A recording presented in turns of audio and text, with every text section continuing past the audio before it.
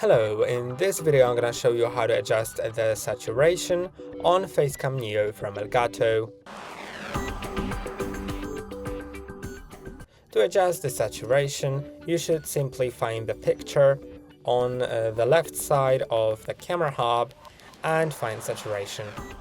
There are also things like contrast and sharpness and also exposure. About exposure, there's lots of things to say. You can see there's lots of settings, so if you want to learn about the exposure, you should actually watch a video on the exposure, but saturation will be changed here. Now you can see I'm oversaturated and now I'm black and white.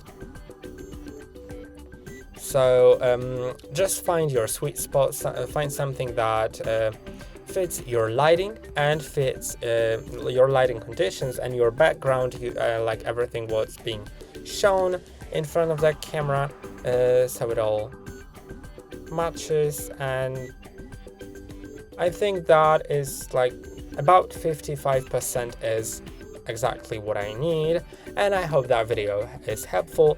That's all for today. Don't forget to like and subscribe. See you next time.